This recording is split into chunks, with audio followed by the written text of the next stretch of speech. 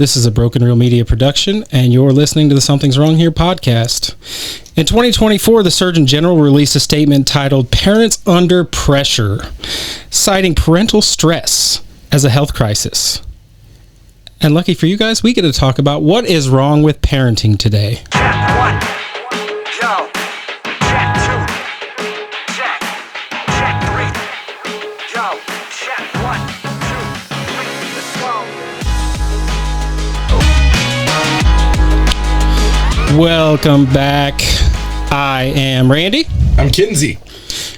And today in the studio, we have Matt, who is a new parent and who's going to talk about parenting. And lucky for Ken-Zee and I, we get to stand on our soapbox and high horse and ridicule everybody for something we know absolutely nothing about. Fuck yeah, we're qualified. So we are more than qualified. What about you, Matt? You qualified? Maybe. That's not very confident. Yeah, I'm a brand new parent, so it's... So how old is your child? He will be 7 months at the end of May.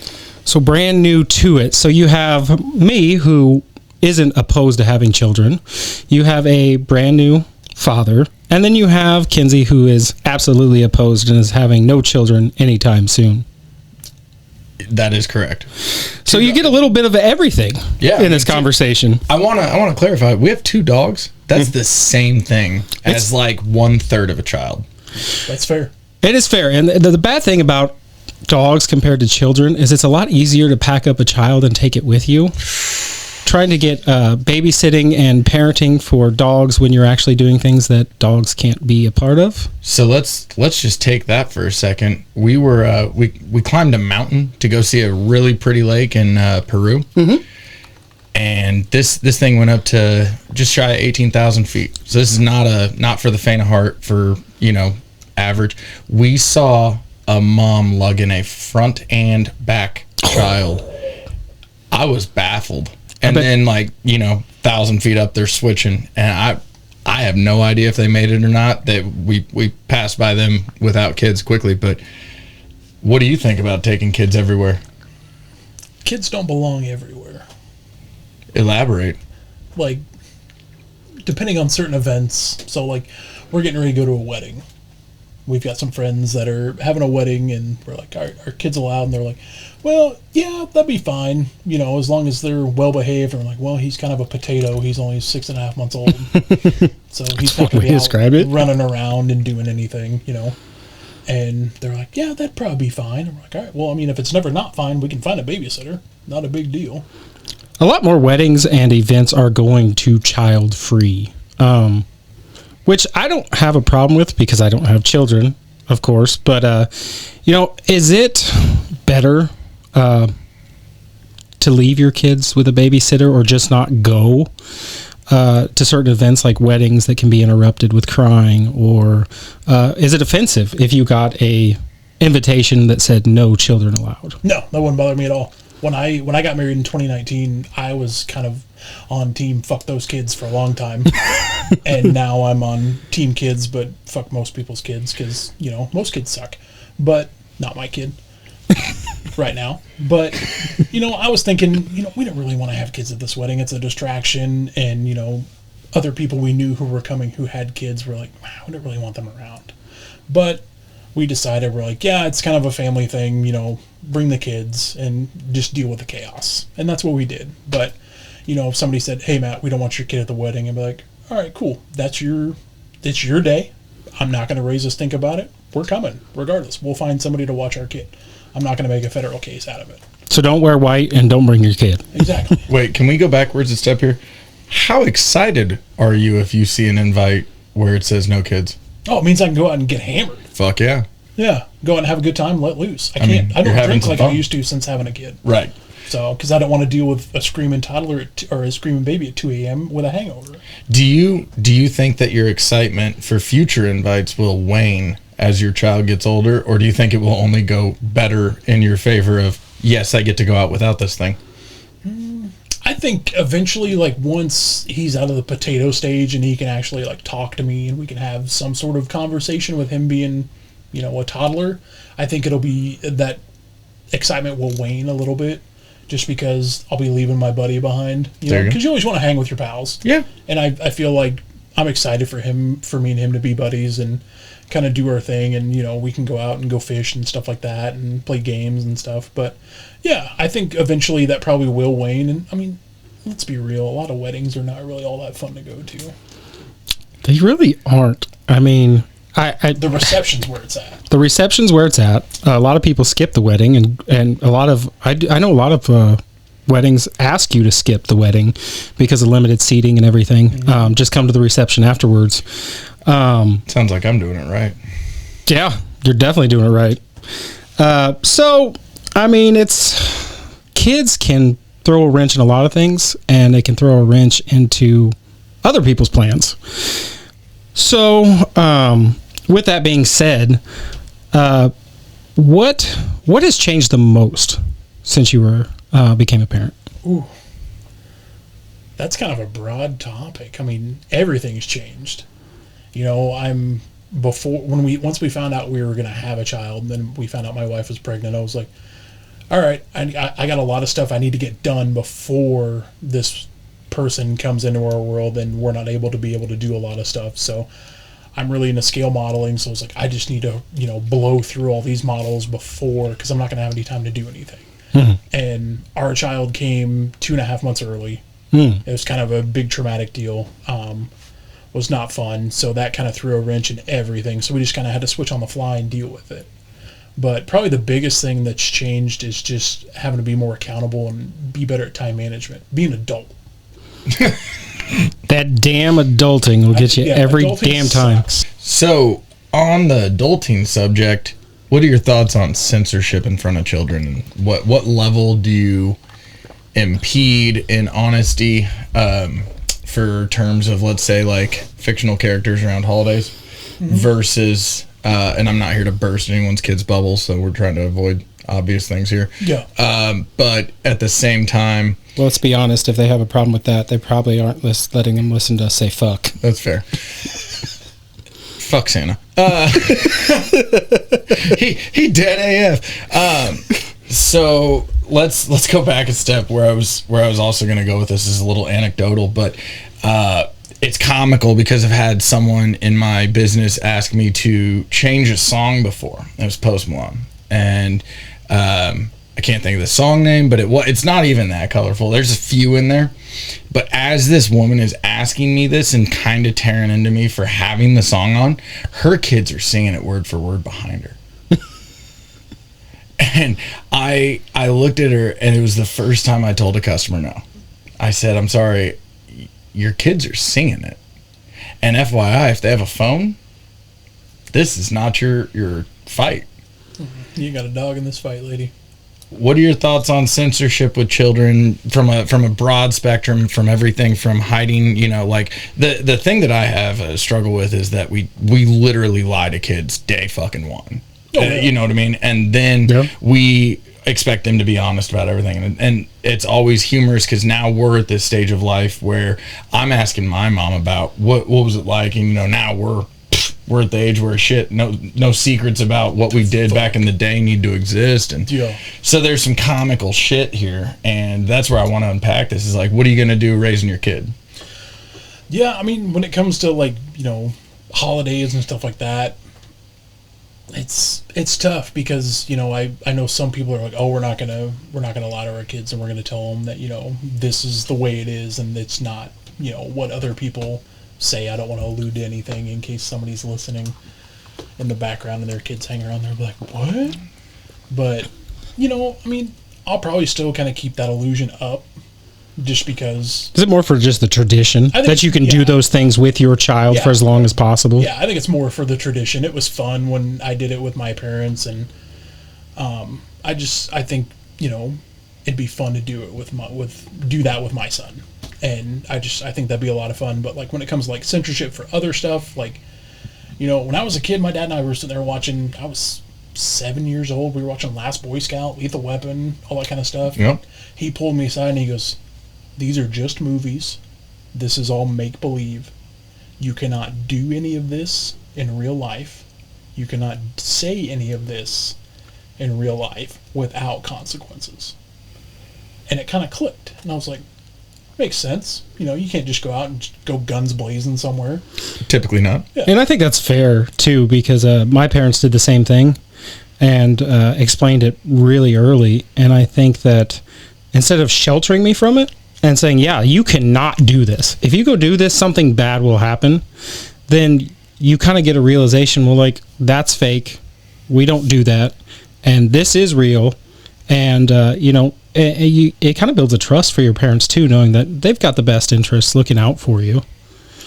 I know not all parents are going to agree with that, but it seemed to work for me, and it seemed to work for you, so it's not a bad approach, I don't think. Yeah. I mean, that's like when I was 13 when I got my first job, and I came up to my dad, and I was like, I want to go buy an Xbox, I want to buy the game Halo, and he was just like, is that one of those shoot 'em up games? My dad, he wasn't hip to the lingo. And I was like, oh yeah, it's a first person shooter. And he's like, whatever. He goes, are you shooting people? And I was like, yeah. And he goes, all right, we're going to buy this, but we're going to have a conversation once we get it home. And he watched me play a couple levels, and he was like, you do know that this is a video game. You can't do this in real life. You can't just go shoot people. You can't just, go out and do this, and this. He goes, that's all make believe. You do that in real life, you're either going to wind up the same way, or you're going to wind up in jail. He was like, and you don't want either of those, because either way I'm going to beat your ass. I was like, fair enough. That works. I'm glad you brought up screens. I have a personal conspiracy theory that in 2012, the first year that the majority of American adults had the internet on their phone, was the year it went to shit. Fair. I like to really think back and look around sometimes when I see, like, I go to my niece's soccer game, and all the kids that are there from the parents that aren't on the field are just on their phones in the bleachers, and the parents are watching the game, and it's super weird. And I understand the distraction of a plane ride. I understand distracting a kid sometimes, but screens, what are your thoughts, man, as a new parent? Absolutely not. I've said it time and time again. You and I have had this conversation before, where I do not want to have one of those stereotypical iPad kids. I don't want that. I see other parents that are like, it's just easier that way, and I was like, that's fair. It's going to be a struggle and it's going to suck, but it's going to teach them to regulate themselves, and that's what I want the best for my son. And to be able to regulate his emotions and be able to regulate everything that he can handle.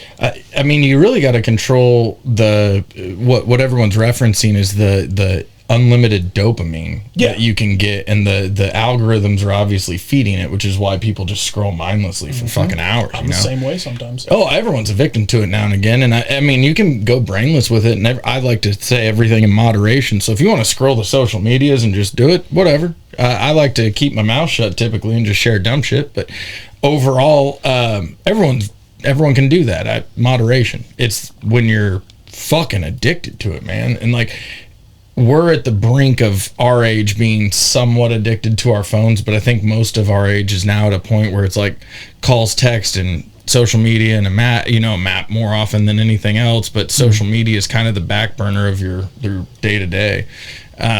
Whereas I wonder about theyese kids nowadays.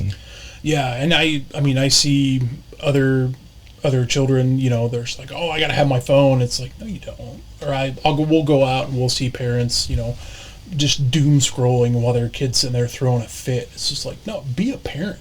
Yeah. Like, help them regulate and understand what's going on, and just try to help, because you go out to restaurants and there's kids just losing their minds, and they throw an iPad in the kid's face, and the kid's like, oh, okay, cool.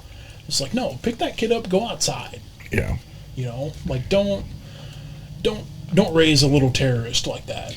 The wildest ones, the little terrorists. I'm glad you said that. That's a perfect segue. Those specific children, those are the ones where the parents, have you seen this shit, will time out their children with an iPad, educational screen time. No. And I'm like, dear Lord, that's a new one. I have not seen that. So go to the corner with your iPad, and we'll talk to you in a half hour. Yeah. But where I will say, like, that's a wild one. Please don't ever do that. No. But going back to screens and a different version. But crack. Give your kid crack. That's cool. Oh, yeah. No screens, just crack. Yep. With regard to screens and a specific modulator here, video games. You grew up with them, it sounds like. So obviously you're probably going to let your kid have some, but you need to have that talk. You need to have that regulatory. So, like, what are your thoughts on video games nowadays? I mean, I just now started seeing the GTA 6 map coming out, and I'm getting a little like, oh, shit, I might have to get this. I remember that game. No, like, that GTA 6 looks good, man. I'm excited. But you gotta remember, it's not real. You cannot smack hookers and not pay them. No. In real life, you have to pay them. Yeah, you got to pay for real. Sex workers need to make a wage. Hey, just for your conservative or thoughts and hold on, prayers. you just pull off my favorite move, the final thrust. When you're behind them doggy style, hard enough to get their head into the headboard, snap the neck, don't have to pay. Well, there's no way that goes well on the final cut. Yeah. Going back to video games. Yeah, I mean, like when I was a kid, I started playing Mario Brothers, like, little platformer, stuff like that. Fairly innocent ones, too. Yeah, that's fine. And then, moved on to when, technology progressed. Nintendo 64, you had fighting games and more stuff like that. And then eventually you moved into the Xbox with Halo and other first-person shooters. No Xbox. PlayStation all the way. Oh, no. Oh, we're not having a debate about video games on this level. Damn it. For God's sakes. Well, That could be another episode. since we did talk about screen time, though, if your child is addicted to screen time, are you a failure as a parent? Hot take? Yeah. Yeah. Yeah. I like that. I think so. I mean, I've seen a lot of parents that are also addicted to their phones, me included. Yeah. But I've been going through everything that happened with my son, kind of traumatic birth, went through therapy, and I've learned to be more present and be more mindful of where I am and the situations I'm in. So when I'm sitting there with my son and he's just kind of, fussing a little bit, say he's got a fart or he's working on something, I put my phone down and I'm focused on him and just trying to be more mindful and more present. And that's what I want for kids these days, and be more mindful. Don't live in your phone. Don't live in your iPad. Be aware of the world around you. Well, that's another issue, too, is that growing up, I've always heard parents say they grow up so fast. And those were parents that were present. So imagine the parents now that just aren't a part of a child's life, that they're addicted to that phone, and those minutes and days are actually flying by, and they are not spending it with their child. And from a development issue, I don't even know what that does to a child. It seems like, America is now at a average of a 5th grade reading level. I know there's multiple schools with 0 passing reading comprehension. They're not present. And like you said, they throw them in the corner with learning and educational stuff. But is that really teaching kids? Well, I want to jump in here as the expert on parenting, obviously. Awesome. I only want to address a little bit of it, and it's something that I've kind of had a thought on, and I'm realizing that a lot of the newer parents are college educated, making good salaries, moving into the burbs. They've got money for these activities that they want to do too. Yeah. And so can you give a kid a screen and then you can go do what you want to do selfishly, but then you also got to try and take the screen away and make the kid go do something too, right? And I think that balance is a very delicate tightrope for parents. Fine line. And I think a lot of parents that they make a lot of money and they just want to send their kid to this camp, or they want to offload they want to go do this, so we're going to take the kid to it too. Or I think there's a balance that gets lost there, and that turns into, we've taken our child somewhere that there's nothing for them. So we've created an entire unlimited scape here. Go ahead and hit the home button, type your password in, and you're on the web. Yeah. What are your thoughts like nowadays, like with that whole, like what Randy was saying, and with that whole thing? Like, I think a problem too is that we are having kids, not us, but society, later in life. Before, you would have kids at 21, 22 years old, and if you go even further back, 17, 18 years old, and they'd help around the farm. And then when our parents had us, they were fairly young. So by the time they got to that age where they got through the workforce and were actually making decent money. It was, well, he's 12, 13. He can stay home by himself, and they got to go do those things. Now, if you leave a 17-year-old at home alone, you can be arrested for it. Yeah, or you got to worry about getting your house burned down. Well, that too. Depends on the kid you raise. Yeah, it depends on the kid you raised. I mean, I got left alone when I was 6th grade, so I was probably... 6th grade's what? 8 years? No, probably 10 years old? Yeah. 10, 11? 10 or 11. Yeah. I got left alone from like 3 o'clock when I got off the bus till about 5 when my mom got home. And she was just like, 2 rules. Lock the door when you come in. Don't burn the damn house down. And I was like, fair enough. She goes, do your homework. And I was like, fair enough. Dude, she set the bar low. Yeah. That's easy. Yeah. No dishes, no clean, no nothing? Just don't burn down the house. Don't burn down the house. I'd have been putting things randomly in the microwave, just doing the science experiments. I thought about it a time or two, but then I knew if my dad came home, he saw me doing that, ass whooping. Oh, yeah. Even though you didn't break a rule. Yeah, I didn't break a rule. I'm throwing forks in the microwave, ass whooping. I was just thinking about, like, how many bowls or how many marshmallows fit in a bowl before it blows up. Oh, yeah. No, that too. Like one of those science experiments where Yeah. it's even worse than, like, your dad wishes you threw a fork in there, just like some sparks flew. Yeah, it's like, what's this? Yeah, you guys were on the weak side. If I got left alone, I can say this because you can't do it anymore, thankfully. But yeah, we were mixing drain cleaner and everything else in bottles with aluminum foil. And Oh, yeah. Dry ice bombs. Oh, yeah. So let me ask you this. A lot of boomer parents, where your parents fall, you know what I mean? All of our parents here, when we're talking about what's wrong with parents, let's laughably speak for a second here. We did a lot more wild and crazy shit, I feel like, than some of the boomer parents did. And the only reason I say it is because there was more around. Yeah, there was a lot more to do. When they were growing up, it was a lot less there. It was a lot less developed. yeah. And so now I'm laughing thinking about what's wrong with parents. Well, we did all this shit. We snuck out of the house. We got away from this. We did that. You know, everyone does it. It's one thing I never did. I never snuck out of the house once. I didn't either. I'm incredibly proud of both of you. I guess I know why I'm not having kids. Right?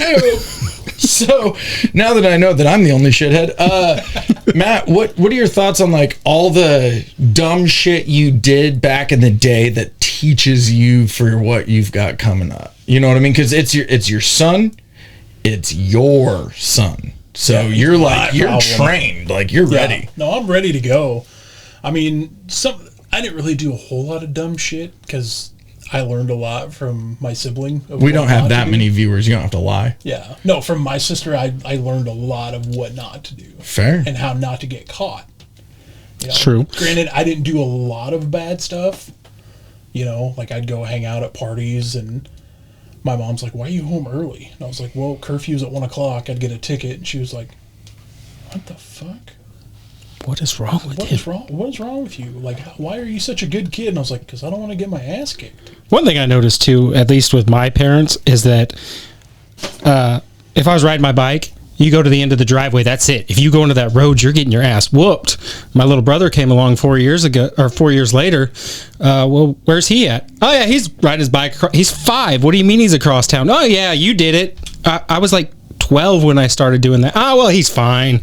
Yeah, no, we were like 10 or 11. We were riding all the way across town. I mean, Walmart was 5 miles away. We'd ride our bikes to Walmart, Right. go get stuff, and come back. I guess my point was that I was like hovered over, you can't do this. But once he came along and they realized that I lived, they're like, he'll make it. The other one made it, so I guess he'll make it too. So he can do it at any age. Yeah, Yeah. The second kid always gets the break. Yeah. You were the third, so Yeah. Well, technically, I was the fourth by joke Oh, yeah. because it was yours, mine, and ours.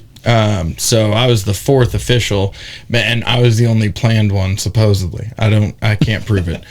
I was told it, and sadly, I've also been told the story of my conception, but we're not going to drink heavily thinking about that. I was going to say that usually if you're told that you were the planned one, you were not the planned one. Hey, if you hear this story, which we're not going to dive into because it's at church camp, for fuck's sake, we're going to leave it alone. Now, that said, Matt, I have a question for you. What in your childhood would you say, not in a negative light, but what would you say you've learned not to do from your parents with your child? or you know what I mean? Like, what will you not do that you associate back to like your childhood, not in a bash? Yeah. I mean, a lot of it probably. My dad, like, we were always kind of, it was a fearful respect of my old man, you know, and I don't want to speak ill of the dead. I love my dad. But every time my dad would come home, we'd walk on eggshells. And I don't want that. I want my son to be like, oh, cool, dad's home. We're going to hang out. Like, be excited to see me. And a lot of the time, I was like, my dad would come, I'd hear the door slam, and I'm like, oh, shit, dad's home. You know, and I don't want that. You know, I want to be the happy dad and, you know, go out and hang out with my kid and just have fun times and just, you know, I want to be the fun dad, but I don't want them to run wild because they think they can get away with it. I think part of what you just said, in a sense of like, if you were walking on eggshells as a kid, that would lead me to think that maybe like, you know, you were more likely to rebel, thinking like, you know, in that stage, that angst that everyone gets or whatever. Whereas if you were always a little bit more open, more, hey, I want that kid always run into me first like a fucking golden retriever. Yeah. That might bring about some good resolute there. Yep. Yeah. I like that. Yeah, and I always heard stories from my father that his dad would come home, my grandpa, who I never met, and they had to be in bed by 6:30 because if he came home, he didn't want them around, didn't want them in eyesight. They were always fearful. Me, when my dad came home, it was grab the glove, grab the basketball, let's go outside. It's still daylight. You know, I don't know what it's like to grow up in a household like that, luckily, but it sounds awful. Just that walking on eggshells all the time. And, you know, we kind of grew up with the OGs of fuck around and find out. Mm-hmm. So, you know, I was always open. I was able to talk to my parents, but I also knew that if I crossed a line, a backhand was probably coming and I didn't know when it was coming. Amen. So we've gotten away from the corporal punishment, the spanking. I know there's a huge difference between spanking and abuse. Is spanking abuse?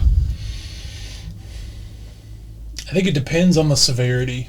You know, like if you're just sitting there just going to town, leaving your kid's butt beat red, you know, there's a time and a place, I think, for a swift swat on the butt. But if you're just sitting there, or like getting a paddle, stuff like that, you know, I never got anything crazy. I got the belt when I was a kid, but I was a hellion when I was a kid. I thought you just said you were a good kid. Yeah. What? When I got older. God damn it! You flip floppy. No. Like when I turned 5, something broke. My mom hit me with a Hot Wheel track. Nice. That felt good. That's an unconventional weapon. Oh yeah, no. I found a 4-pack of Hot Wheel tracks at O'Reilly's for $5, and I gave it to her for Christmas. And I was like, "Bought you a 4-pack of ass beaters for $5." And she only hit me with it once. And was it immediate? Oh, for saying that? I was going to say, that's a weird kink, buying your own corporal punishment tools. It's kind of a joke, you know, that she beat us with a Hot Wheel track. But I deserved it. I stuck gack like silly putty in the VCR. Ooh. Because I was like, oh, that'd be kind of cool. And, and put it in there. And then she tried to grab me and I tried to run. Oof. And that's the worst. Run. Don't do that. Okay. So my mom wouldn't chase me. She would grab the closest thing to her, and you had to duck and dodge and dive because it was coming at your head fast. Mm-hmm. So, speaking of punishment, I grew up in a house where my mom was always about retribution instead of revenge or any of that. So I can remember the first time that I got caught saying son of a bitch. My dad came over and he said, your plans are done, bud. We're going to chat because I want to tell you what you just said. You just called your mom a bitch. She's not going to like that. Nope. And so I got soap in the mouth because I had a filthy mouth, you know. Thanks, Mom. You really fucking nailed that. But at the same time, like, I can remember my oldest brother. He hit my middle brother. My mom made my dad cook spaghetti that night, and my dad was a cop. My mom handcuffed my oldest brother's hands behind his back, and she said, you don't know how to use your hands. Enjoy your dinner. Ooh. And yeah. So my mom was like a retribution, not revenge. So my mom had some sinister shit like in that way. And I always like to say that because I was I don't know. I'd say that I turned out at least acceptable. So, Yeah. you know, in a sense, I like that sense. What are your thoughts on discipline? Just like your raw thoughts. What are your stages of raise voice, hit? What, like, where do we go? Because Yeah, you can hit a kid legally still, right? All 50 states. Nice. Yeah. No, that's It's the only ones you can hit. Literally, it's the only people you can hit legally. Yeah. No, like, As fucked as that sounds, No, yes. I want to make sure. I want to make sure that parents hear that you can hit your child legally. It's the only person you can punch legally. Or, No, you can't punch. Oh, right. Open slap. You can spank. Open hand. Open hand. Open hand. yeah. Yeah. No, but like you, I got caught saying bitch, and I got soap in the mouth. Yeah. I got liquid soap. Oh. We were too broke for liquid soap. We were bars. I got soap one time. It was liquid soap. I grabbed a toothbrush and started blowing bubbles with it and brushing my teeth with it to be a smart ass because I was already being a smart ass. And luckily my mother left because I think if she didn't, I would have been murdered. Probably. Yeah, I think she walked that's outside at that point. Honestly, that Casey Anthony proved that's still legal in all 50 states. Apparently, allegedly. Yeah. Or like I got a belt when I was a kid because my sister walked by and slapped me in the back of the head doing homework, and I flicked her the bird. And my dad walked around the corner at the very last second and saw me still, full salute, and he was just like, "You, me, bedroom now," and I was like, "Fuck." All right, so take that same situation. Your kid just gave your wife the bird. Oof. What are we doing? What are we doing? Do we join in? Matt, Or do we... What are we doing? Depend. It's a tag team match. They're both at each corners. You got to pick one. Channel that 2019 fuck them kids. No, I mean, like, say if he does flip my wife the bird, Ooh. we're gonna have a discussion.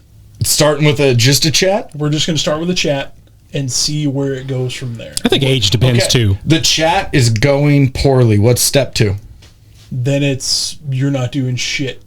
You're locked down like a You're grounded. Not doing you're grounded. Okay. No phone, no whatever. Anything you enjoy, nothing. Fuck you, Matt. He sneaks out.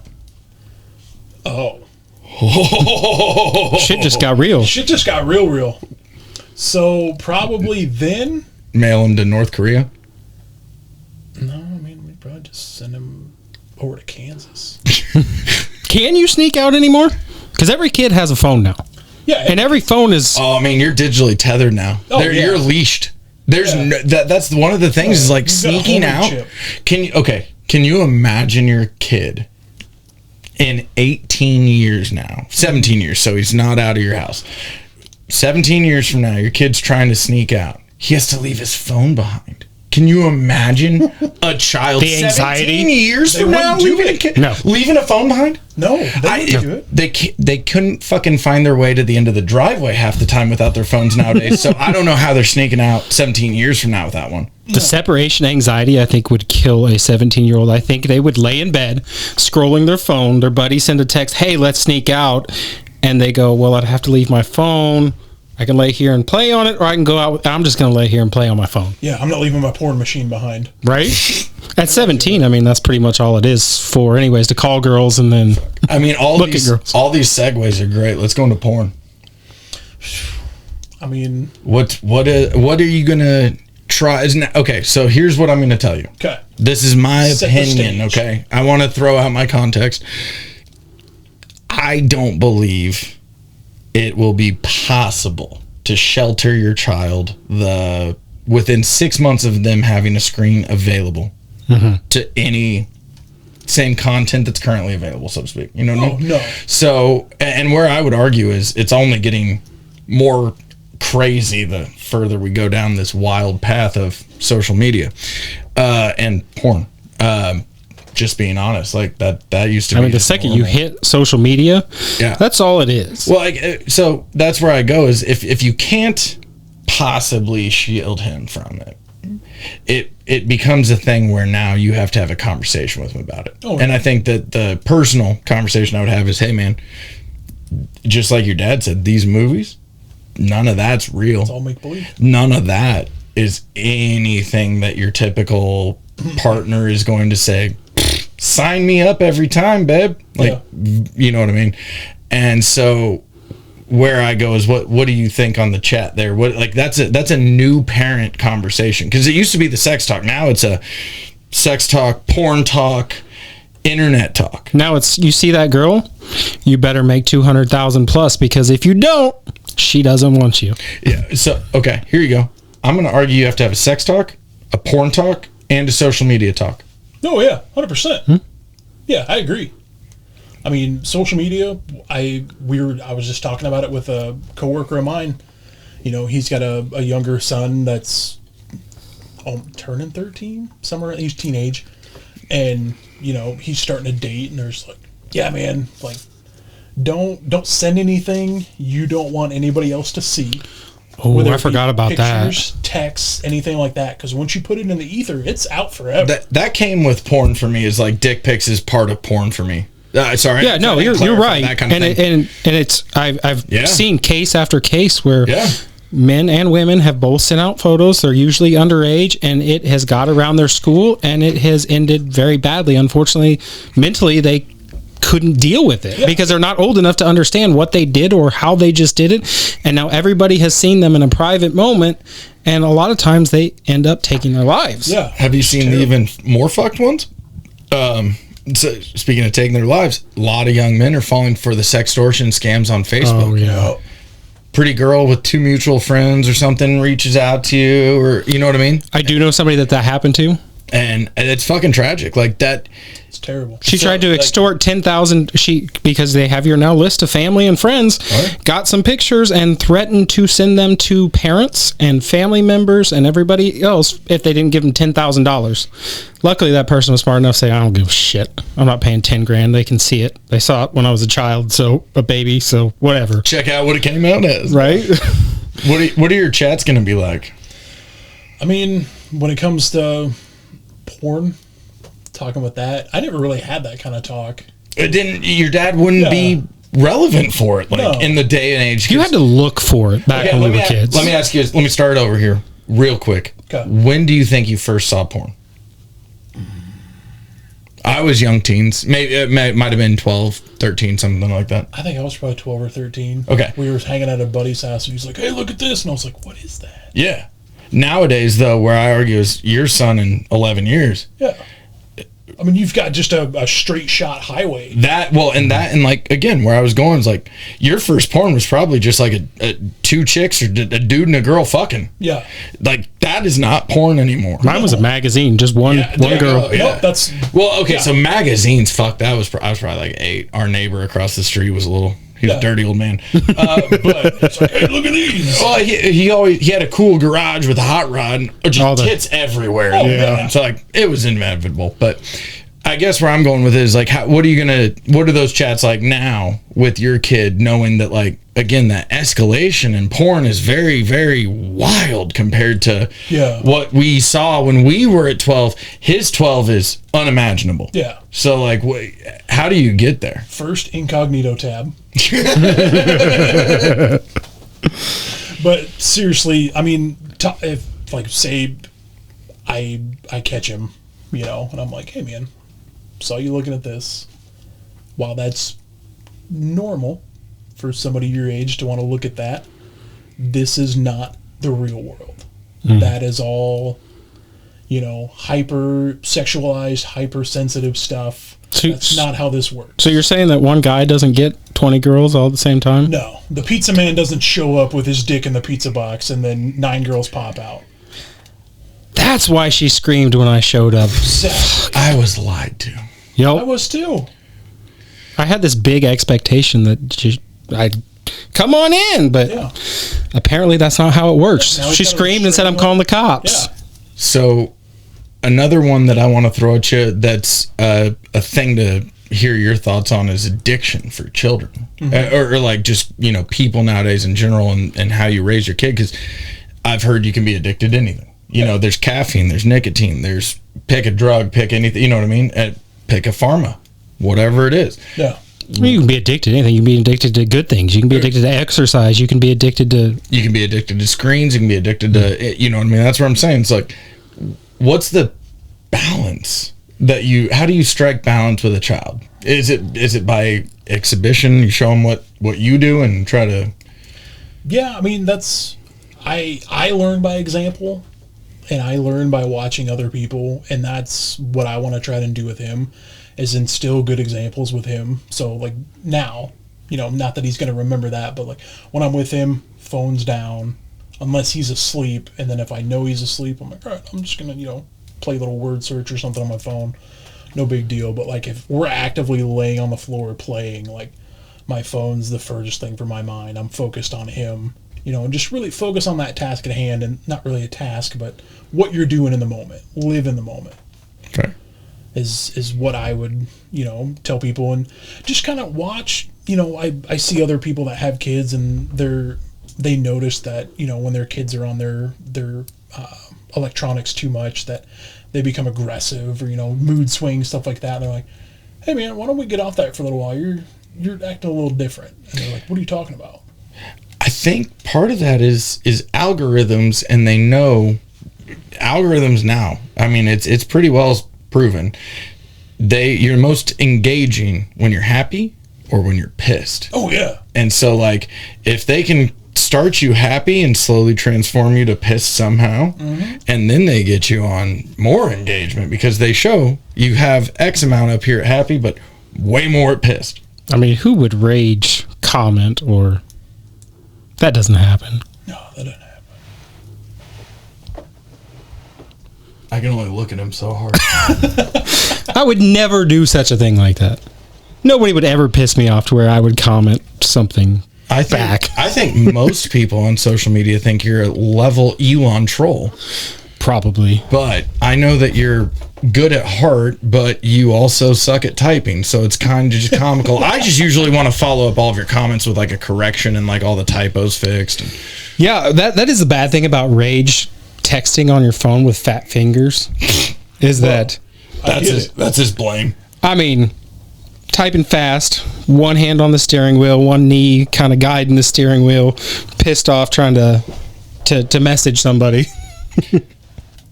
Matt, what are your thoughts on 2025 having a child and the data collection upon them? It's a lot to think about. I mean, as a new parent, you don't really. Back when I was a kid, you didn't think about, You didn't have time. Well, it didn't exist as much. there wasn't this, horde of data that apps and other services collected on you. Now you got to think about it, and you're like, oh, like all these companies know everything about this kid, and they're not even a year old yet. They're like, oh yeah, they buy this, and this for this kid, and they've been using this type of bottle for this many months, and blah blah blah, and they're moved up to this size nipple for the bottle and whatnot. It's crazy to think about that. Like these people already know, or these services and these companies know everything about your kid before they're even a year old. Didn't you have a stat that a certain amount of data, pretty much the day they're born, the points of data on a... Yeah, it's like the minute they're born, it's like 60-some points of data every second for like the first minute or something are collected. It's wild. It leads to like the first hour your child's born, there's a wild number of data points already grabbed. I imagine with him being in the NICU for 2 months, that... Didn't help. No, that was probably just, exponential. Mm-hmm.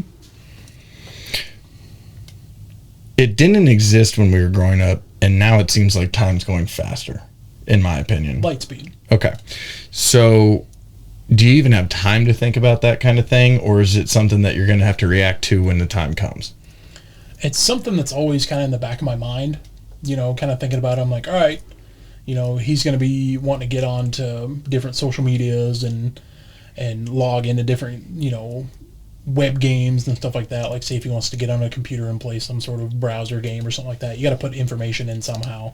I mean, if it's free, you're the product. Yeah, if it's free, you're the product, and they're going to be gathering all that data. So it's definitely something to think about, and kind of think about what you want them to have, what data you want them to have on your child, and that's a lot to think, especially for a new parent like me. It's crazy to think about, but they've already got loads of data on me because I didn't think about it when I was a kid. I was like, oh yeah, that's free, whatever. Sign up, put all information in, we're good to go.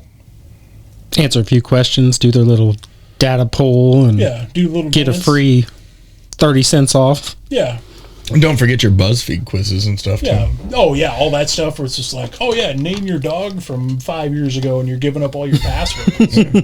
I mean, I laugh because I'm, like, thinking about your kid, and I'm thinking about the future, and I'm laughing at the book fair. My mom used to give me like a $20 I bill. miss the Go to the book fair.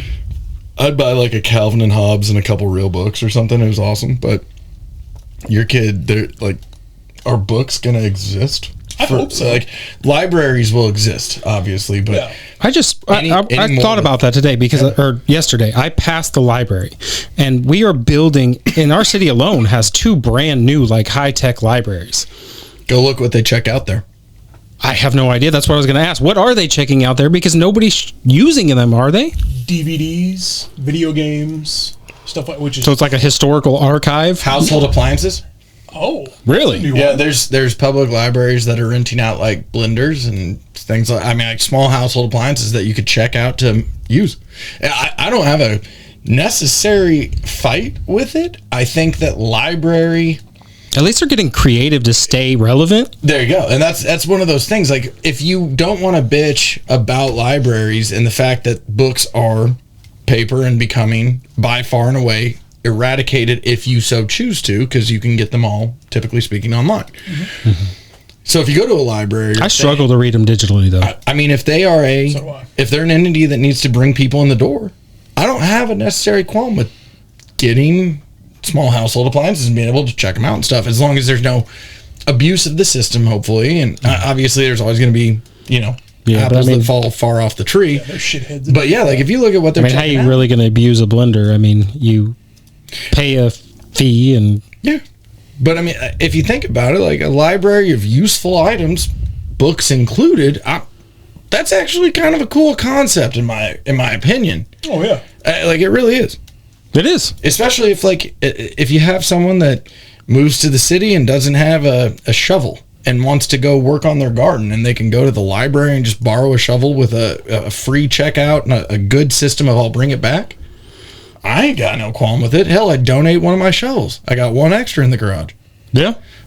Yeah, or you've got somebody that's, disadvantaged and they don't have access to a blender. Yeah. And they want to try and make a meal, but they need a blender. Yeah. They could go out and get that. That would help them feed themselves. It's a very interesting concept where I think in 2025 and going forward, libraries, I mean, it could be just a library of tools rather than books. And books are tools. Books are a tool, Yeah. in my opinion. Oh, yeah. So a library could just become a useful resource of tools where you can check them out. And I kind of love it. Which is beneficial because, like I said, I drove by and I'm sitting there thinking, man, I don't know when the last time I bought a book was. So how are these places staying in business, being funded, and what are they being used for? Because you can get Wi-Fi at every McDonald's. I don't know if they still do it, but for the longest time, everybody got a phone for free if they didn't have one. So you really didn't need the internet access. You didn't need the Wi-Fi. You could do everything from your local McDonald's, Starbucks, everywhere. And to get to a library is usually on the outskirts of town anyways. So, I mean, it's not the most convenient, at least where ours are located. So I just wondered how it was going to stay open. And I guess if they can adapt and overcome, and that's not really a horrible idea to start renting out, leasing out, borrowing other useful household items. Yeah. I don't fight the concept at all. Excuse me. Yeah. So, what is the most different thing that you think about from your childhood to what your kid's going to go through? That's hard. Thinking about it, I mean, stuff has changed so much from when I was a kid to now. Like, we didn't have to worry about school shootings or anything like that. I was still in grade school when Columbine happened. Yeah. And to think about that now, it's just become such a common occurrence anymore that, kids got to have drills. We didn't do any of that in school. There's like, oh yeah, if it happens, it happens. We were all the generation where we were like, Tornadoes. we avoided getting under our desks to see if a nuke would go off and that would save us. But we also avoided the school tragedies, as you said earlier. No, we just got to sit in the hallway with books on our head because I was going to stop the tornadoes. You guys are forgetting what they taught us. They taught us that catching on fire would be potentially an issue. So we were taught stop, drop, and roll. I thought I was going to I'm sorry. Talk about No Child Left Behind. Like, that is for the one that's like, I'm on fire. Well, stop, drop, and roll. I saw a video the other day. It's people kept yelling, stop, drop, and roll. He would drop, roll over once, and then hop back up and run, thinking that's going to extinguish the fire. Apparently, we need to bring back stop, drop, and roll because it's not being implemented properly. You got to crack some eggs to make an omelet. But yeah, at the same time, growing up, now that I think about it, I thought I would be on fire a lot more than I was. I did too. We went through that drill a lot. I'm just gonna say we had a day like once every 6 months, once a semester, or whatever it was, and I can remember doing that where like the whole classroom would do it at once. And I laughed because like my dad was like, "What the fuck are you talking about? We used to get under our desk because we were told that would save us from a nuke." It's like, whoa, that's not true. I mean, I just thought because we did the drills, I never saw anybody on fire because they knew how to put themselves out. But now that I'm an adult, still not seeing many people on fire just running around. Fair. Well, okay. You brought up school tragedies. We can't say the other one. We get censored, so we're gonna have to edit that one word you said. Oh, okay. It's all good. No, you're good. But going back to that, educating your child, private, public, home. What are you thinking? Like, where? I mean, I know that it's premature currently as he's at home potatoing, but when he blossoms and he has cheese and bacon in there, what are you gonna do to teach him the ways?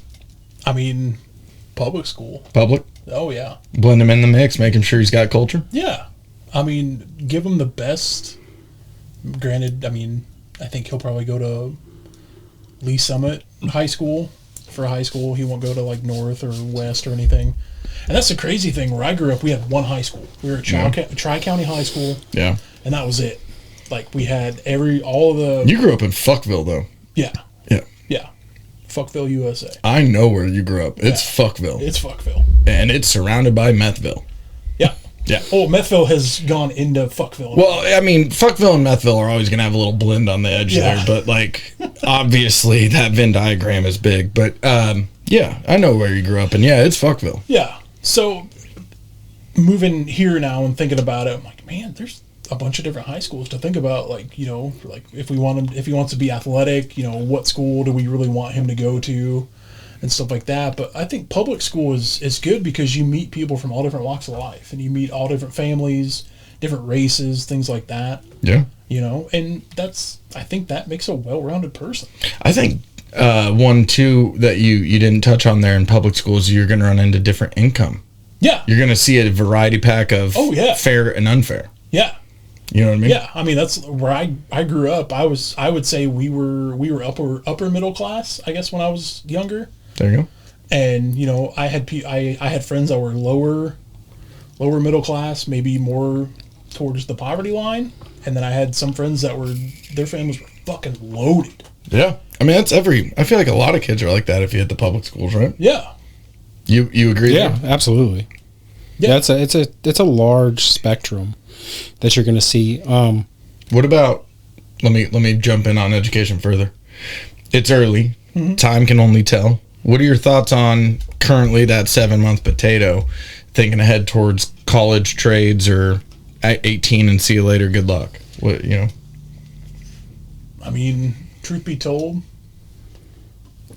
we'll probably just wait and see. Yeah. I mean, if he wants to go into the trade, cool, good for you. If you want to go to college, what do you want to do? Yeah. You're not going to go and be like, oh, I'm going to get a liberal arts degree. That's not going to do anything for you. Sorry for those people that have a liberal arts degree.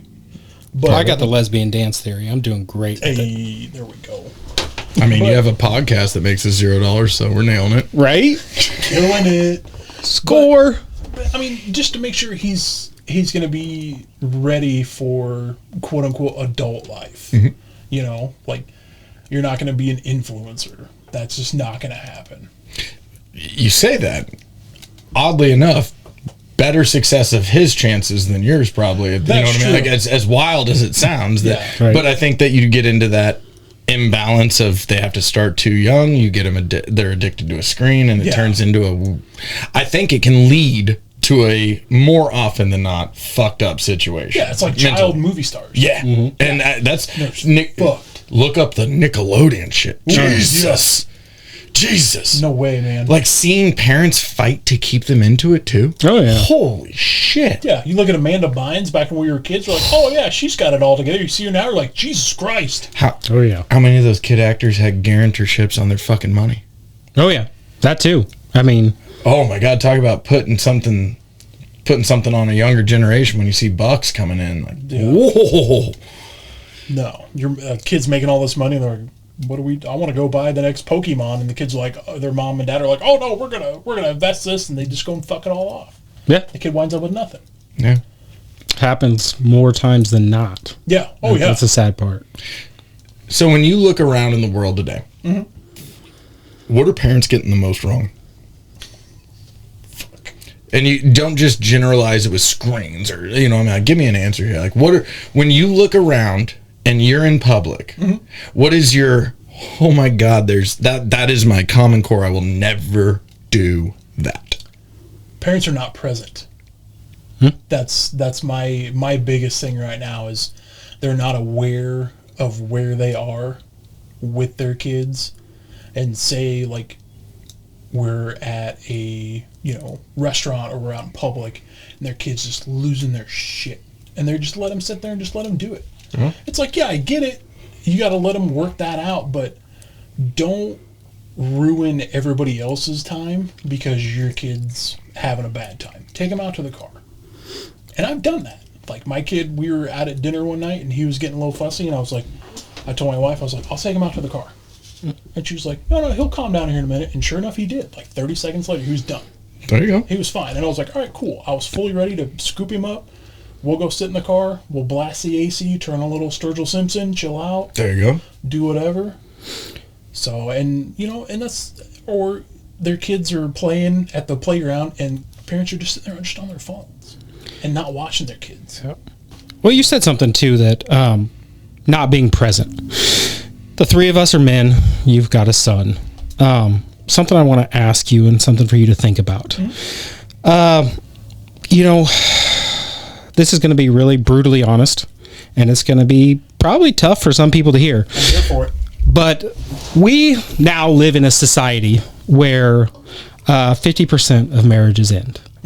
And 70% of the time, it is initiated by the woman. And then 90% of the time, if the woman is educated. So when we go into these relationships and have children and stuff, one thing that we're not taking into account is men. Men are the problem because they're not present. They're not present because they just had a failed relationship. They just had to move out of their house. They just had to give away half their stuff. They just had a woman that they loved and did not want to leave, walk away from them and take their kids that they were used to seeing every day. And a problem that I keep hearing about over and over is that men are not okay. How do you raise a child, multiple children in a lot of instances, when you don't get to see them like you should, and you're not okay? Luckily, I'm not in that situation, but I see it happen every day. Men are not okay. I think he's okay, at least right now. Like, He is. You're not in this situation either. Yeah, No, you're not. Situation, but How do you avoid it? therapy all day long. What do you do how do you raise your child to avoid that for your To kid? avoid that, Yeah. you show them what a good, mentally healthy adult looks like, and to recognize those problems and try to cut them off before that happens, and try to, say, like, if whoever he marries, whether it's, he, she, whoever, if there's a problem, talk it out. Lay it out on the table. Let your partner know where you are and know where they are, mentally, and kind of stack up those chips and kind of see, where things are going to go, and then try to fix it. Don't ever just throw in the towel, Coming from a mentally healthy place, like I said, kind of a hard truth, but it's becoming more and more apparent that marriage is not worth it. There is no you don't have to get married to hold down the household anymore because both parents are working. You don't have that partnership where one stays home, cleans, take care of the kids and stuff. You both have to work now. Oh, yeah. So that's not the same situation as it was before. No. So, I mean, will it even be worth getting married by the time he's that age? That's hard to say. I mean, We're still talking about the Christian contract, right? For a tax break. Yeah. yeah. I'm just making sure that I was following along with when you said marriage. Because I have my own thoughts on the whole concept, but. I mean, I get what you're saying and stuff, but I mean, there is, for men, let's just because that's something we can relate to, is that it is tough for a man to get married now because you're entering in a contract to basically say, I love this person, but they can wake up tomorrow, take half of what I've worked for my whole life. You can do a prenup, but a lot of times those prenups don't even hold up. And they can take half your shit and leave and take your child too. And then they can paint you as the bad parent. And there's not a damn thing you can do about it. I do want to interject. On prenups. I actually watched a little short segment the other day. It popped up, random YouTube, had it on the headphones while working. Apparently, modern prenups are a thing. And it's not for celebrities. It's just for people to protect themselves. Well, yeah. And a second that people realize there is nothing to gain if we leave, the lawyer actually that was featured on this was saying that he's had they've tracked since he started this, less than 1% of prenups, modern prenups, not celebrity based, fucking millions, just normal people, they don't end because people are forced to figure it out. Because you can't wake up tomorrow and take half, is what basically it came down to. Male or female. Male or female. Yeah, oh, yeah. Everything's predetermined the second you guys get married. And when you do get married, you don't just get to be like, oh, I'm going to go to court and fight for that. You can, but like I said, prenups don't always work. But there's pretty much an understanding that if I leave, I'm leaving with what I came with and that's it. So you're not getting the house. You're not getting the kids. You're not getting the alimony. Child support is something you can't put into a prenup. But other than that, it's already predetermined. You know what you get when you walk out the door. So what's your question relating to what's wrong with parents? What's wrong with parents is that marriage, and then how do you navigate raising a child into looking for that relationship that's healthy, or is it even worth getting into a relationship? I mean, you're married, so you think it is. You guys have a child together, but that's a big risk to take these days. It is, and that's something we talked about for a long time. When we got married, we've been together 14 years. We've been married for 6 years now. So people are like, oh, you guys are pretty much common law already. And we're like, no, we're going to get married. We were waiting on her to finish her school and all that. Common law doesn't get the tax break. No, it doesn't. I don't even think it's a thing. Missouri doesn't recognize common law anymore. Yeah. So, and that's one thing we talked about for a long time is, do we want to have kids? Do we want to bring kids in, bring a kid or multiple kids into this world?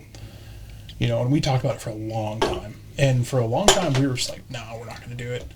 We like, we like our own time. We like doing this and that and the other and being able to go out and just do whatever.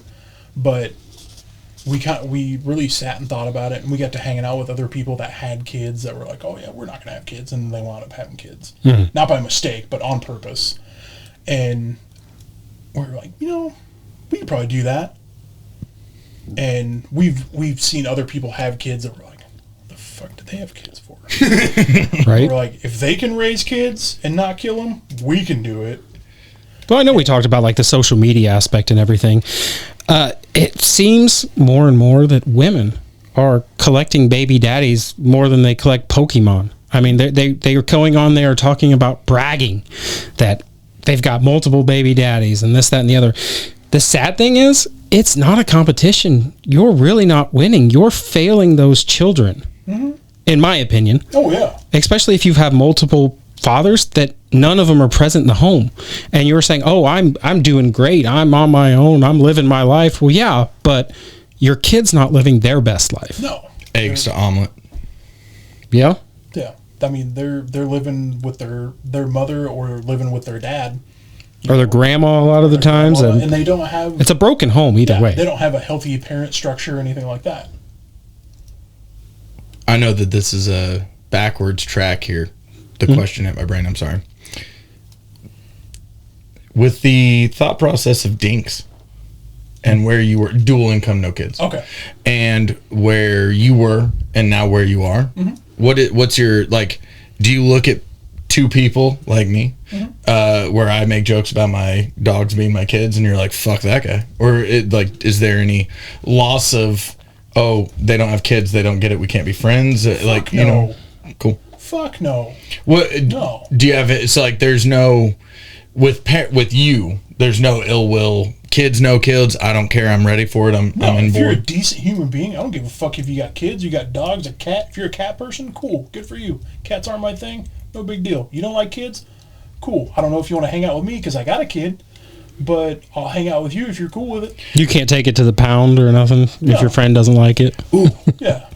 So we go disc golfing. Yeah. You bring the kiddo. Yeah. He's 3. Yeah. I miss a shot that I don't love. Ah, fuck.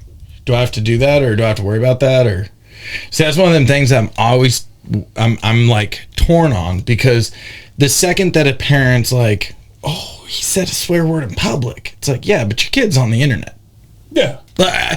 I don't mean to be an I think asshole. PG anymore's got fuck in it. Well, I mean, like, for me, what's wrong with parents is sometimes like the sheltering of the child, whether it's censorship in the real world for a swear word, whether it's censorship that you thought your kid didn't know how to get to this part of the internet. Good luck. Yeah. So, like, that's one of those things that I struggle with is like, what's wrong with parents is censorship to an extent. And like, honestly, I think the parents who sheltered children trying to, like, oh God, this is gonna really go south really quickly here. The parents who are like public school parents that are abstinent first. It's like, I don't mean to be a dick, but good fucking luck. You better hope you have an ugly kid. Like, you better hope for an ugly, brace-faced, acne-wearing, pimply-going kid. Like, if you have a football player and he's a good-looking dude and he has a girlfriend, do you really? I'm like, that's one of those things where I always question, like, censorship of parents and, like, how far they've tried to shelter a certain level. And I can understand a parent's perspective of, like, sheltering the porn, sheltering the stuff that's just deep and dark to an extent nowadays, like social media to a level, you know. But at a certain level, like, Kids are gonna find it on their own. You're gonna find it. And the thing is, too, is growing up, I don't know how it is today, but when I grew up, I found that the kids that were sheltered and watched over and disciplined the most were the ones that acted out the most and caused the most problems. They were the ones that were drinking at 12 years old. They were the ones sneaking out. they have to rebel against the shield. Which is why I said if you that's what I was going back to, tying into that eggshells thing.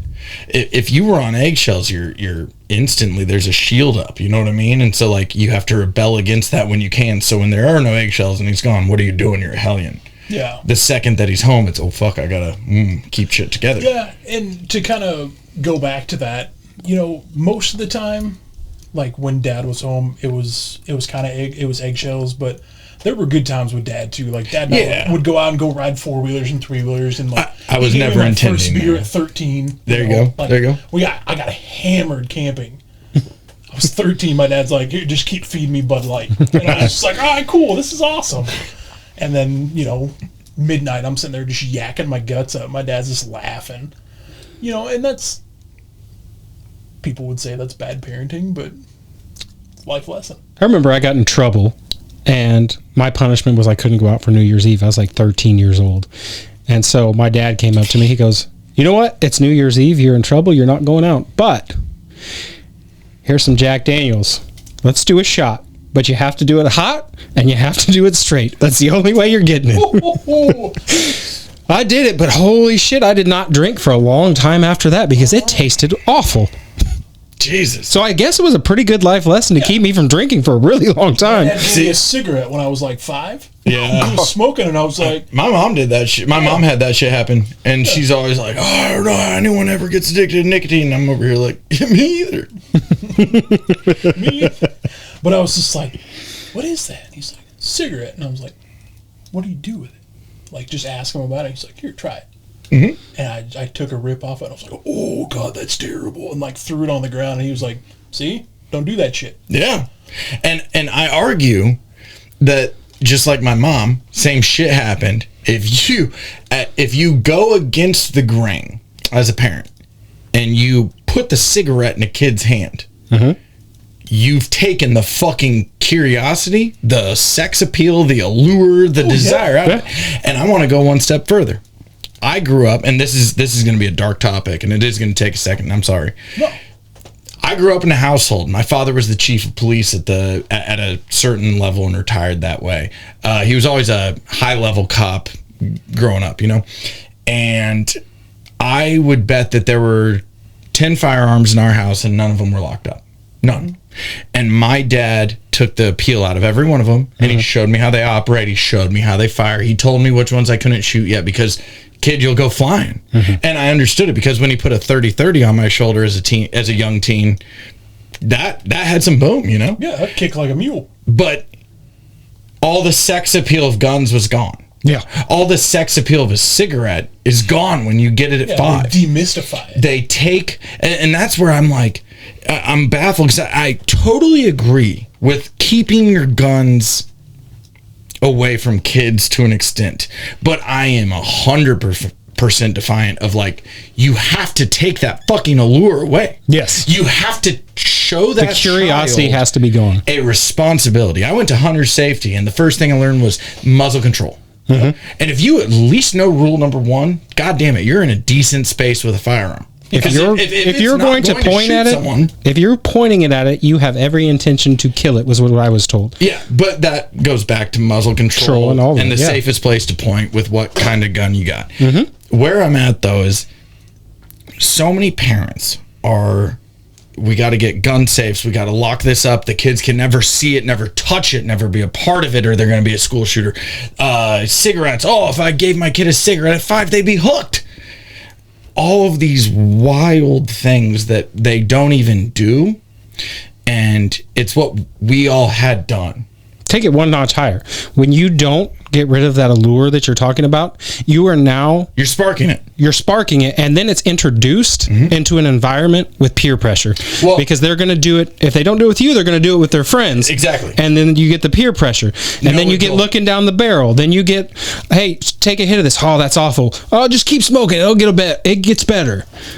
And that is where I struggle with this whole thing, like, what's wrong with parents? Because, like, it's so weird to not be a parent and say, I'm looking at data in front of my face. That's it. Okay. I don't have a kid. I have 2 dogs. But I know that gun safety was pumped into my head at a very young age. Mine too. And all the curiosity went away. How about yours? Yep. Yeah. And I know that you smoked a cigarette at 5, and my mom got handed one, I think, if I remember correctly, she was 6. And that doesn't make my grandpa a bad man. What it did, it made my mom never go to nicotine. Fuck yeah, I wish she'd done that to me, but she coddled me because she would never do that to me. And it's hilarious because my dad, he smoked for a long time way back in the day, and to marry my mom, he had to quit. So I laugh, like, there was already a history of nicotine here, so to speak. And it's like, that skips a generation somehow. So I genuinely hope you put a cigarette in your kid's hand at 5. I genuinely hope you pump him full of a Jack Daniel's shot at 6. And you show this fucking kid, like, hey, man, moderate it, balance it, understand Exactly. it. I had to carry a canoe through the portages in the Boundary Waters to get my first beer when I was just shy of a teenager. And I feel like I earned a beer. I won't lie to you. I feel like I earned a beer, and I actually drank it. Yeah, It was cool. you earned that beer. But it wasn't my first experience with alcohol, and I had been thrown to the wolves once. And it's the same thing. And I think you have to do that to appreciate it. Well, that's like with the firearms. I am very proficient in it, but I am still to this day very scared because it pounded into my head what that tool is capable of and what can happen the second you treat it as it's not supposed to be used. Yep. And I'm still afraid of it to this day. And I've carried them. I've used them. I used to be a correctional officer. I've carried them multiple times on me for work, but I am still afraid of them to this day. I don't think it's a fear. It's more of a respect. Bingo. And that's, I mean, I got a shotgun for my 13th birthday. There you go. And my dad was like, it's a Remington 870.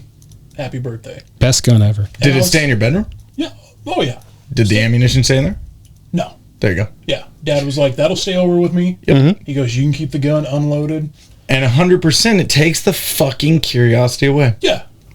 And, you know, we would go out and we'd go shoot it. And I took hunter safety. That was they would take a week out of our health courses in middle school and be like, we're doing hunter safety. Everybody's getting their hunter safety. Going back, that's how you know you live in Fuckville, when the public school's like, we got to teach you guns. We teach you guns, and then the first day of deer season, it's about 95% females to men ratio. Actually, I'm going to stab in the dark, just make sure I'm right here. 7.5 hours that day was on guns, and then 30 minutes was the condom over the banana, just to see if you guys caught on. We didn't even talk about condom over banana.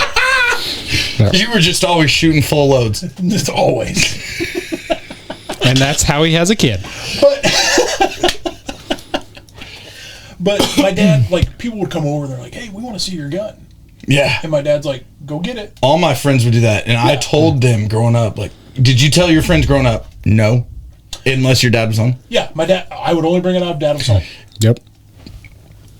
See, and that's... Same. That's gun safety. Yeah. Teach your kids about guns if you have them in the house. Exactly. I'm sorry, I don't know how else to phrase it. I lost that one a little bit there. But still, yeah, take away that allure. Yeah. Take away that curiosity. If you're not curious about it, you can't mistreat it because you know what you're doing and it's hammered into you. Yep. Now, accidents happen. I get that. Stupidity happens. But I think you really curb that with your model that you brought up. Take away that curiosity. Well, I mean, kids are curious. Oh, yeah. If you can show a kid the power, wow, that was bad. Wow. The power of a firearm as It wasn't very powerful. That was power. I know, it came right through the windpipe with a little hiccup. Power. But the firearms it's a big one nowadays. It's a big one nowadays. Oh, it's huge. And I think that going forward, as dumb as it sounds, like with cannabis becoming legal, that's another one that's going to become a thing. And that's one where I fully agree. It should be legal, but I also do not think it should be in the hands of kids. No. It shouldn't. And the problem is, I think you have to somehow get your kid stoned and remind him like how stupid that was at a dumb age, young age, so that he can realize, like, you just sat on the couch for 6 hours. Why don't you go touch nature? Yeah, go out and touch grass. You know what I mean? Like, it's so dumb to say, give your kid these really bad things young. Yeah. But at the same time, I look at real data points of, do you smoke? No. Get a cigarette at 5? No smoking. Yeah. Same with my mom. Same with every other data point I've seen of kids that got a cigarette sitting on the front porch at a young age. I never got one, and I smoked for 10 years. Never got one. Enjoy nicotine currently. Yeah. So that is a thing. Take away the allure of whatever these vices and dangers are. And 100%.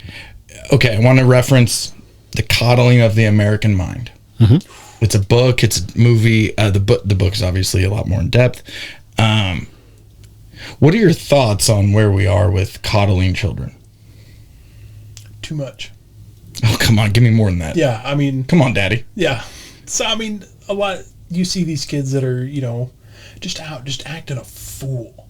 Mm-hmm. And their parents are like, oh, you know, it's just... That's the way it is. And it's like, no, it's not like that. Well, I've been sitting on something in my brain. Acting a fool. The children are now recording themselves acting a fool and then uploading it. Yeah. Not even thinking who's going to see. They're doing it for clicks and likes. They're doing it for that dopamine. Oh, yeah. But they're not thinking about the consequences that come after they upload that video. Yeah, fuck around and find out. Well, that's the how do you put social media in a kid's hand at 5 and show them the devil, like a gun or like a cigarette, so to speak, or take away the curiosity of it. Yeah. How do you take away the curiosity of a dick pic? I don't know. Yeah. I don't have a good answer, But I can tell you right now that kind of thing is a weird talk that didn't exist in our day and age. No. It didn't. And that's my... And then when you did something fucked up, you usually tried to hide it. Well, You weren't throwing it out there for everybody to see what you just did. You're trying to bury your shame. and if we're being very honest, if it's a digital fuck up nowadays, it's out there. Forever. It's out there. No, that'll come up. I mean, that's tough. Job interviews. Job interviews. How many times have you seen that? I think there was an American Idol contestant that had a video pop up 3/4 of the way from him damn near winning it, and he had to drop out because of it. Yeah. Yeah. Stupid. I think he was like 12 years old. Video from when he was 12 years old. Ruined his chances at success. Yep. So Randy and I feel like this is our version of therapy. So we're going to keep doing this forever. So in like 7 years, we're going to show you this and be like, how'd you do, daddy? Right? But Maybe he can be the fourth guest. You said once it's on the internet, it's there forever. You can always go back and reference those questions and be like, well, fuck that up. Hey, I got one right. Got one. But if you show up, you're supportive, disciplinarian but supportive, firm but kind, Yep. you're good. Oh, yeah. right. No, like I told you earlier, you show up every day like it owes you rent. There you go. So, Randy, what you got on final thoughts? So I wanted to ask you a question. I know it's going to be a little personal, but you brought up dinks earlier, right? Yeah. And you're very proud of being one, and you plan on staying that way for a while, which is perfectly fine. I have my reasons. I don't know if I Yeah. would describe myself as proud as being and staying one, but I Well, have my opinion. You have your opinion, the reasons, firm. So you take certain measures Yeah. to keep that.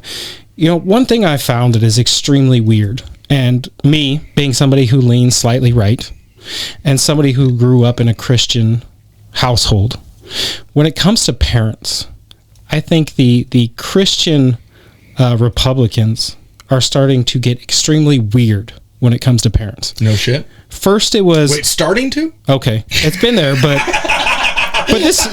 Okay, fair. You win that one. But there's this new trend that I've seen that is getting really fucking weird, and if you're Republican and Christian, just fucking stop. I understand the whole pro-life. You know, I can see 90% of the time, why, when, and where, whatever. There's some things I do agree with, some things I don't. But with that being said, people are taking the precautions not to become parents now. Now they're into this weird thing where, oh no, you're a piece of shit because you don't have kids. You're not becoming a parent, and you're doing it on purpose. You're a bad person. You need to start having kids today. Do you want to know how to solve that? Don't have them? No. It's Don't listen to it? It's even easier. Don't listen to it? Kill them with kindness. Yeah. Hey, man, that's your opinion. Hey, lady, that's your opinion. Correct. I ain't got anything against you. Walk 50 feet away. They're probably out of eyesight of their kids, and they can't come in at you. That's probably true, too. I just, it's such a weird trend, and I've seen it over and over.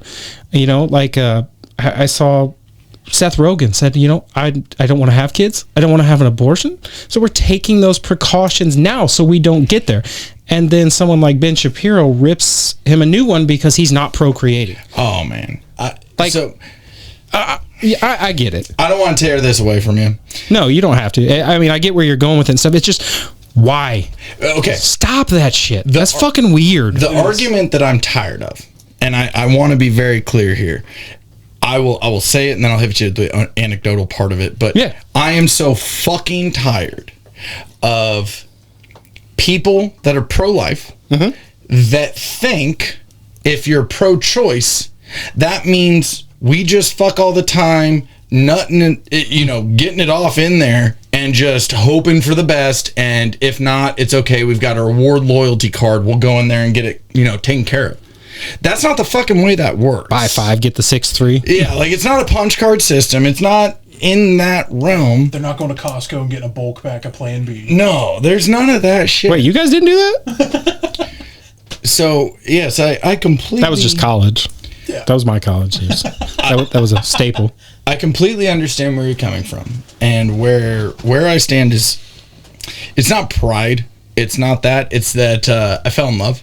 Mm-hmm. And I've always enjoyed getting out and just exploring, putting my boots on the ground, touching nature in a new place and going, hola, mi español es muy mierda, pero estoy intentando.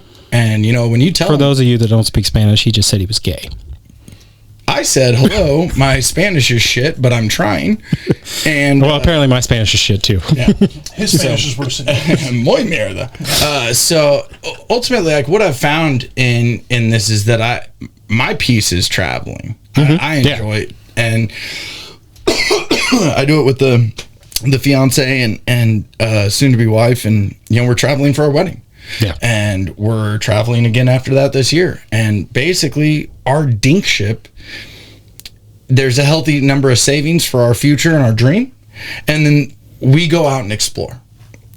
And we're not too old that if we change our minds, we can't go back. Yeah. We're not, you know, but I don't think we're the fucking devil for wanting to do what we want to do. Oh, hell no. And I think that right now there's too much tribalism via the phone, via the social media, via the bullshit that does create that allure that you just said, which is, oh, I am kids, you're not kids, or oh, I'm not kids, you are kids. And I got nieces and nephews. I love them. I love spoiling them at Christmas and everything else. Absolutely. We love trying to go see their games Same. and whatnot. But it doesn't mean that I need to have my own. And also, I want to address this the way that Chris Porter hit it with the humor. Have you ever been stuck in rush hour? There are too fucking many of us. Yeah. And if you've ever heard of unemployment, you've ever seen people that are getting cut by Doge, clearly there are too fucking many of us a little bit. Yeah, that kind of leads to my final thought. I wanted to get that out before my final thought. It's going to be quick. You have a child? You don't. I don't see either of you different. You think you both are cool people? Love to have a chat with you. Love to have another chat with you guys. It is one of those things where I'm not going to judge you because you had one and you don't want to. I don't have any. It's a personal choice. And the fact that, yes, we are declining in population, in my opinion, that's a pretty fucking good thing for a little while. Now, when we get to that precipice, maybe we need to worry about it then, but we're a long way from that. Oh, yeah. But final thoughts, what's actually wrong with parents, Randy? What's wrong with parents? You know, I don't have a good answer for that because to each their own. Your experience was different than your experience, and sometimes you don't want to make the same mistakes that your parents did. But I can tell you the current method of parenting, throwing a screen in front of your child and not taking them outside and showing them what the real world is and what nature is a problem. And props to you as a parent for putting the phone down. So, thanks for coming in, talking to us, telling us about parents. And Ken-Zee, what's your final thought on that? Final question. What are you most excited for with that little buddy in the future? Is it, and I mean, I want That is a good question. Like, I want the dream that you've got that, like, the second you held him, you couldn't wait to think of his 13th birthday camping in the whatever mountains, or, like, what's hitting you? What are you most excited for? My thing I'm most excited for, my wife and I have talked about it before. Our favorite place on this planet is Bar Harbor, Maine. Okay. We love going to Acadia. We went there for a honeymoon. We went there for our 5-year anniversary. And then 2 weeks later, our son was here. Oh. Yeah. So we were like, oh, shit. And we were sitting there talking about it, and that's where we announced we were pregnant. We took a picture out at Jordan Pond, our favorite place. And I can't wait to grab him, either get on a plane, which is going to be nuts with a baby, or a small child. Those are not fun. But it'll be worth it because he'll be able to experience that. That place is just magical. Is that first time father and son, or is it family? Probably family. Family? Yeah. First time father and son thing. That's what I want to hear. I want to hear what you are most excited for as a dad. Fuck your wife, no offense. You obviously have once. But like, at least once. Fuck your wife. What are you seriously excited for? Like, dad, son, don't tell mom. Like, I want to know your first don't tell mom. Yeah, there you go. That's a good question. That's even better. I want your first don't tell mom. Probably first don't tell mom. We'll probably be handing him a beer. Well, yeah, but like, give me some. What do you want to be doing? Are we camping? Are we fishing? Are we hiking? He and I will probably pack up, go down to the trout park, find a place in the campground, set up, be ready to go out, catch a limit of fish, come back, cook them, eat them, and then I'll be like, that's that first man moment. you earn this. What? And slide him a beer. How many years we got before this happens? Daddy? Probably 13. 13 years? So 14 years old, essentially? Probably, 13, between 13 and 14. 13, 14? Yeah, that's good. Yeah. we'll load up the camper and go down there and hang out. I love it. That's awesome. We can fit multiple people in that thing if you want to come along. Hey, I mean, if you invite me to a camping trip, I'll be there with a tent and a mini jet boat. Hey, you can hang. We got room in the camper. Well, I mean, I wouldn't want to interrupt the father-son time, nor do I want to sleep near your child. So, I respect that. appreciate you. No, he's a noisy sleeper. What are your final thoughts coming out of this? Man, just getting to talk with you guys, and I love talking with people with different viewpoints and different backgrounds. You know, We need more of it. We really do. You being a quote dink, that's the first time I ever heard that. Really? Yeah, that's a Really? good one for me. I've never heard that before. Dude, one of my friends has that as his license plate, and it's fucking awesome. That's I'm so cool. jealous he got there first. That's cool. Yeah, and then that's cool. you kind of, you're just like, I don't have kids, but I'm not against it. Yeah. And just kind of seeing how everybody just kind of mixes it up and just conversate. And I love it. And we all still we respect each other. I hope to one day we can all hang out with your family and all is well, and it doesn't matter if there are kids or aren't kids in the mix here. You know what I mean? Just hanging out. And our friend group that we graduated college with, a lot of us have kids, but then some of them don't. Yeah. We all still get together and we hang out. We all have a big meal together. And everybody's kids who are of like ages play together, even if they're younger than the others. And we just hang out and have a good time. There you go. And just catch up and shoot the shit. I mean, it doesn't matter if you got kids or you don't.